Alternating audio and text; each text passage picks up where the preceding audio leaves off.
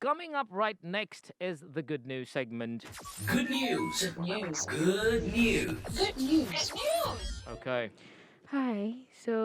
We have a couple of things, just two things today, and the first one is actually coming from South Africa. I think we marked the Girls in ICT Day here on the show. Yep. And they actually did something similar where they had a couple of femmes in South Africa coming together Okay. just to celebrate that day. Now, their contributions range from actually coming up with programs that would encourage women and girls to venture into STEM-related spaces. Right. So we had Huawei South Africa, Deloitte, Cisco SA, Girl Code South Africa, and a lot of other firms that actually came together just to ensure that they could secure the future of female leaders in the field of ICT. And they are doing this by offering them training, support, and then also promoting women who find themselves in ICT spaces. I think it's actually good when you find out there are a lot of people who are working and pushing for females to be empowered when it comes to STEM related spaces or technology, because there's some kind of, it's like a digital divide over there, and it's something that everybody's trying to say, oh, you have to learn it, you can't do, you have to do it. But how many people are actually making the effort? And for companies, huge firms actually in South Africa to come together and push it and actually come up with different events and different things on the day and throughout to actually push the girls. It's a good thing. Now with Cisco like this, they invited 25 young girls to actually come to their offices in Johannesburg so they could actually mark their 4th year of participating in this kind of celebration. Right. Girl Code actually also hosted 50 girls for a career day, and then they showed them the amazing techs that can be used or that are being used in today's tech industry.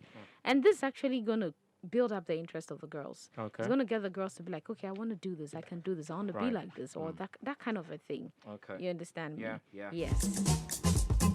Okay. I was like super happy when I actually, found out about this. I was like, oh wow, this is interesting. This is good. And Right. for girls to promote women, other women to promote young girls, other people to actually push other things, I think it was a great thing that was going on. Okay. I think it is. I mean, it's about time, It's about time. Sometimes you just need to get some of these things, going and all of that.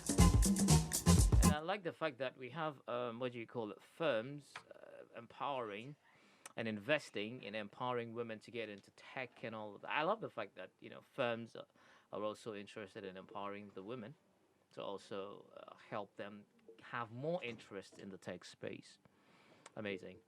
Well, the next good news, I wanted to actually talk about D.R.Congo and how this COVID-19 time, they actually moved from a space of we're waiting for ventilators, let's import, let's try and get ventilators, to a space of building their own ventilators. And this was actually spearheaded by a woman. So actually you can see the importance of empowering women in the science or tech or STEM related space, because she happens to be a doctor, and we're talking about Dr. Ngulala Sandrine Mubenga. Okay. And she is an accomplished Congolese electrical engineer, an educator, an entrepreneur, and a philanthropist. And she's been a leader in helping with COVID-19 response in DR Congo. Great.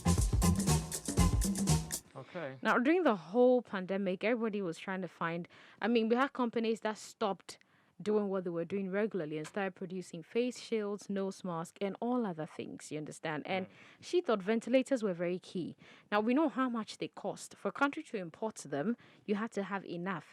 And if you're looking at a place that you have a population of about like 85 million, and that's a lot of people. Now, assuming half of the people actually do get the COVID-19 and they're supposed to take to hospitals and they need a ventilators, how are you going to be able to keep them? How are we going to prevent a catastrophe or just cap the spread and also ensure that we can save life in the same time? So she actually led a team of people, and then they actually started building their own, they call it breathing machines, but that's a ventilator. Okay. Yes, they invented their own ventilators In in DR Congo. Congo. Yes. Nice. Now, they Okay. actually did this from scratch using the materials and equipment that they had accessible to them. Okay. It's like make do with what you have. We don't have what we don't have. We have what we have. So then let's use what we have Mm-hmm. to actually make do with what we actually need. Right. And within a period of 3 weeks, she and then a volunteer team worked together and they developed a prototype of a life saving ventilator that actually uses open source specifications from the Massachusetts Institute of Technology. Okay. Yes. Great. And then she also teamed up with a group of people, partners, including a hospital in Kinshasa, and then the National Trade School to build an emergency ventilator that makes use of ambu resuscitator bags, commonly hand operated in hospitals, and it's used done by the medical professionals, so they can create an airflow Okay. into a patient's lungs if you can't breathe.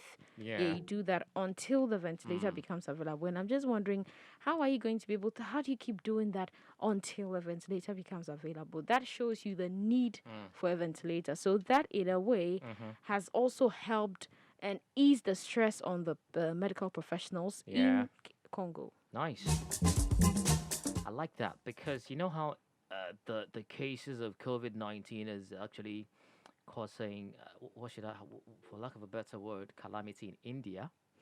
Four days in a row. 4 days in a row. I mean, lack of oxygen.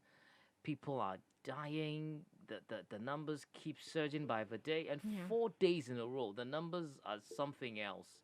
So, for for something like this, and you know how what do you call it? The Ebola and and then COVID came in the system, and it was a bit In shaky Congo, yeah. in Congo. But having such a what do you call it? Solution center thing, I think it's laudable. Very very yeah.